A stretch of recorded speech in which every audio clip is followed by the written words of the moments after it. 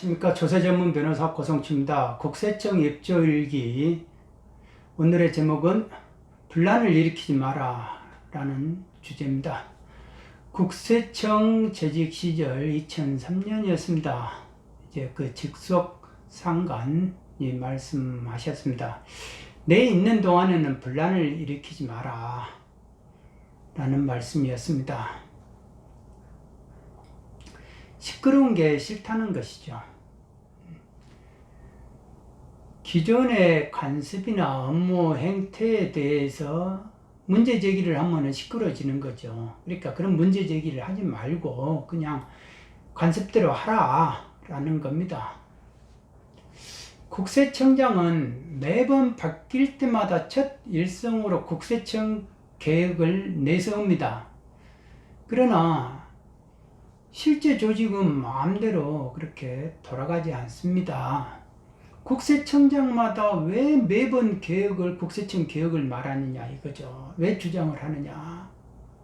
개혁할 게 그만큼 많다는 거 아닙니까? 자기가 그러면 국장 시절 그렇게 하면 되는 거를 왜 국세청장이 되어가지고는 이제 그때서야 이제 개혁을 하자 하는 겁니다.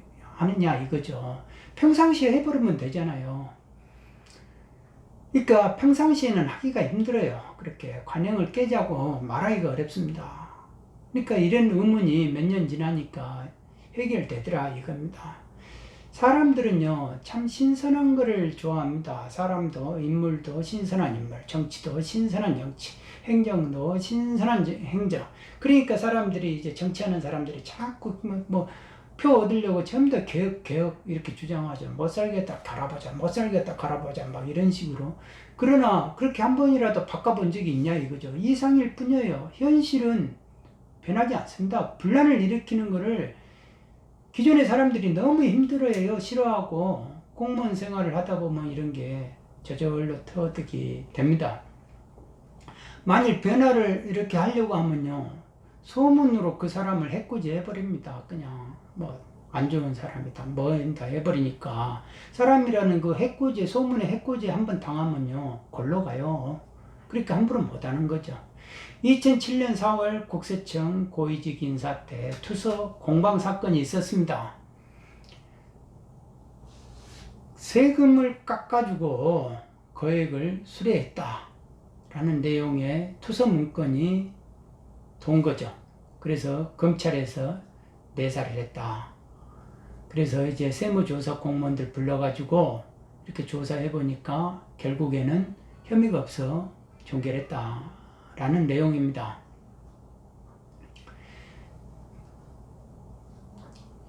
그 당시 그 사건이 언론화됐어요. 신문에도 이제 기사가 나왔는데 음해투서 공방은 한 지방국세청장 A씨의 사퇴 과정에서 영퇴를 권유하던 국세청 고위층과 버티던 A씨 사이의 갈등과 무관하지 않다고 사정당국 관계자는 전했다라고 이렇게 어느 신문 기사 내용입니다. 국세청은 4급 이상 간부들의 경우에는요 60세까지 못 있어요. 그냥 58세면 나가야 됩니다. 조직에서 나가야 됩니다. 그걸 보고 이제 영퇴를 한다라고 표현을 하는데 명분은요 후배들 위해서 인사 적체가 밀려있기 때문에 이런 룰을 만들어 냈다는 겁니다. 특히 국세청 사람들은요 옷 벗고 나가더라도 세무사를 할 수 있잖아요. 간부들 5급 이상이면은 자격증 나오니까. 그러니까 큰 저항 없이 그동안에 이제 58세 먼저 나가더라도 그게 잘 지켜진 거예요. 그 룰이. 그런데 이제 간혹 가다가 조직을 나가는 게 이제 싫은 사람들 입장에서는 고과장 공무원은 원래 60세까지 정년을 채울 수 있는 것 아니야? 라고 이렇게 이의를 제기하죠. 그러면 제가 당연히 법에는 그렇게 돼 있습니다. 그런데 고양이 목에 방울을 누가 먼저 달겠냐 이거죠. 그러니까 국장님이 먼저 다시렵니까? 라고 말하면 더 이상 이제 말하지 못했습니다. 말할 수가 없죠. 그분도 혜택을 보고 그 자리까지 갔는데. 그러니까 공직을 나가면 죽을 것 같이 생각하니까 안 나가려고 하니까 그러는 거예요. 그런데 이제 그분이 나가셔가지고 몇 개월 후에 저희들 과장들 모아놓고 밥을 사주시면서 야, 이렇게 좋은 걸 친정 나올 걸 그랬어 라고 말씀하셨죠. 벼슬보다 돈이 좋은 겁니다. 네. 나오셔야 이제 그거를 안 거예요. 1998년 국세청 개혁이 있었습니다. 그때 사정을 했는데요. 많은 세무 공무원들을 숙정한 적이 있었다고 합니다. 거의 2,000명 가까이 숙정을 했다고 그래요. 그러니까 그때는 거칠게 항해했던 대상자들이 많았을 거 아닙니까? 그러니까 그런데 그 사람들이 나와가지고 돈을 많이 벌었어요. 지금은 세무법인 대표가 돼가지고요.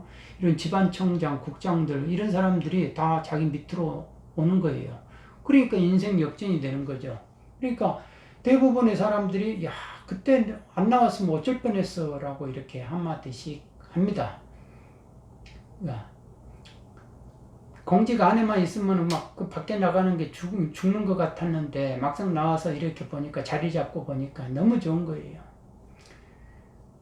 그러니까 이제 당시 뭐 지방청장을 국세청 룰에 따라서 영퇴하라고 했는데 그런데 그분은 안 나가버린 거예요. 그냥 교육 파견이라도 있겠다. 파견을 내달라라는 그런 소문이 국세청 내에 바삭하게 돌았죠. 노무현 정부 그때가 마지막 해입니다. 그러니까 노무현 정부가 그때 지지율이 30% 미만이었어요. 그러니까 정권이 바뀌는 것은 누구나가 예상할 수 있었습니다. 그러니까 그분 입장에서는 국세청장을 하려면 용퇴하지 않고 그냥 국세청 내에 버티고만 있어야 되는 거예요. 그래야 다음 정권에서 국세청장을 할 수 있는 거죠. 그분은 그런 의도가 있었다라고 당시 이제 소문이 났어요. 그러니까 이제 청와대 사람들한테까지도 그 소문이 들어갔을 거 아닙니까? 그런데 청와대 사람들이 그때는 386 아닙니까? 화를 내고 내쫓으라고 했다 이거죠. 386이 이제 486 되고 그랬죠. 어느 행정부처나 마찬가지겠지만 성층권 싸움은 참 치열합니다. 같은 고시 동기들이어도요. 이제 서기관, 과장, 이사관, 뭐 이렇게 국장, 그 다음에 1급, 2급, 1급 이렇게 성층권으로 진입하는 순간부터는 이렇게 피라미드이기 때문에 몇 사람밖에 살아남지 못하잖아요. 마지막에는 한 사람이니까 서로 적으로밖에 싸울 수가 없어요. 자리가 여러 개가 아니잖아요. 결국 그분이 그렇게 용퇴를 안 하고 버티니까 법으로는 60세 이전에 강제로 공직 나가라고 할 수 있는 방법이 없어요. 그러니까 어떤 방법을 썼느냐. 그때 소문이에요, 소문. 수년 전에 세금을 깎아주는 대가로 한 업체에서 뇌물 받았다. 그런 투서 공방으로 그 주위 사람들을 압박을 한 겁니다. 그러니까 당시 그런 추측이 돌았어요. 그리고 신문 보도에 의하면은 그 투서는요, 국가청렴위를 거쳐가지고 검찰로 넘겨져요. 검찰은 수사 결과 무혐의로 그런데 이제 결국은 종결한 거죠. 그러니까 착착착착 했는데 이제 결과적으로 보면은 무혐의인데 결국 그분을 나가게끔만 하면 되는 거 아닙니까? 그러니까 옷을 벗고 나가셨다 이거죠. 그러니까 그분이 이제 나가는 당일날 새벽에 일찍 국세청에 오셔가지고 전산에 글을 올렸어요. 그러니까 그때 보도에 의하면 나를 음해하려는 사람들로 인해 조사 담당관들이 검찰 수사를 받았다. 고통을 받았는데 무혐의 통보를 받았다. 그러니까 그 말을 해명하려고 한 거죠. 근데 제가 출근해 보니까 7시 이전에 이미 그 글은 이미 삭제되어 버린 거예요. 그래가지고 직접 그 글을 보지는 못했는데 그 이전에 나온 사람들은 그 글을 봤대요. 나와 인연이 있는 분입니다. 그분이. 그래서 참 점잖고 젠틀하고 그런 분인데 그렇게 되시니까 마음이 안 좋았죠. 청춘을 바쳐가지고 30년 가까이 한 직장에서 공직생활을 했잖아요. 국세청에서. 그런데 말년에는 이제 나가는 모습이 씁쓸히 나간다 이겁니다. 야, 그런 것 보면서 누가 마음이 좋은 마음 느끼겠어요. 이게 조직생활을 하는 사람들이 비애다 이거죠. 특히 이런 국세청같이 권력기관은. 이 조직은요, 공무원은 나가면 밑에 사람들이 좀 알아요. 한 자리라도 더 생기기 때문입니다. 저도 이제 감사원에서 사표 쓰고 5급이었을 때 사표 쓰고 나오니까 6급들이 그렇게 좋아했다고 해요. 5급 자리 하나가 비어가지고 특성 하나가 생기잖아요. 그런 겁니다. 그냥 공무원 생활이라는 게. 그래서 영혼이 없다고도 하는 이유가 바로 그런 거예요. 그냥 승진, 진급, 그게 이제 생명과 같으니까. 그런데 이제 보도에 따르면 그분에 대한 검찰 내사가 이제 진행되고 있을 거 아닙니까? 그분을 투서해가지고 뭐 뇌물 먹었다. 그런데 이제 또 다른 국세청 고위 간부 한 명의 뇌물 비리가 적힌 괴문건이 동시에 같이 내돌았어요. 그 사람이 국장 시절, 그러니까 지방청장이었는데 국장 시절 건설업체 탈세를 눈감아주고 뇌물을 받았다는 내용의 괴문서가 나돌았다 이거죠. 근데 그 내용들을 이렇게 보면요, 국세청 내부 인물이 아니면 알기 어려운 내용들이었다. 그러니까 영태를 강요받는 그 사람이 나를 투서를 하게끔 한 그 사람을 아까 맞대응한 것이다 라는 추측을 하게 된 거죠. 그 당시 소문에. 결국 추천은 밝혀지지는 않았어요. 그래서 이제 결국은 이제 검찰 수사에 나서지는 않았는데, 뭐 그때 당시 이제 신문 보도위원은 검찰 관계자가 이제 그거를 수사할지 말지는 그거는 뭐 신빙성이 없다라고 말을 했는데, 나중에 이제 결과적으로 보면은 그분이 어떤 일로 이제 옷을 벗는 일이 벌어집니다. 그리고 그런 일이 벌어져요. 그리고 이런 투서 이야기가 왜 하냐면요, 저에 대한 투서도 못지 않았어요. 그러니까 국세청은 투서나 고자질 문화가 발달되어 있는 것 같다는 느낌이 들어요. 그 내용을 보면요, 저질도 그런 저질들이 없어요.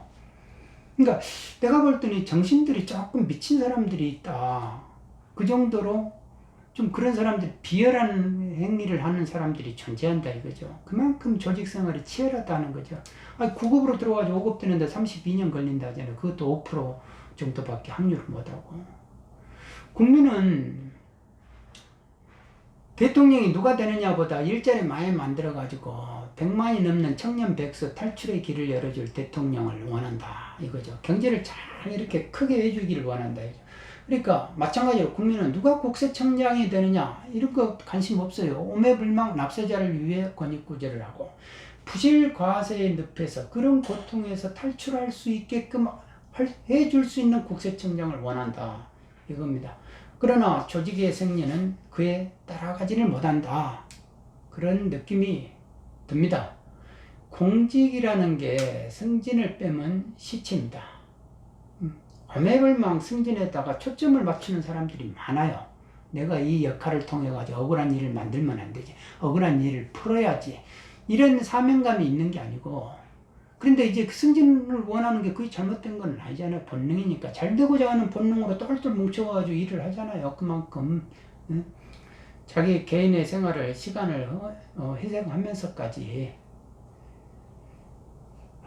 그런데 중요한 거는 그게 문제다는 거죠. 잘 되고자 하는 그 본능으로 똘똘 뭉쳐있다 하는 거. 그게 문제다.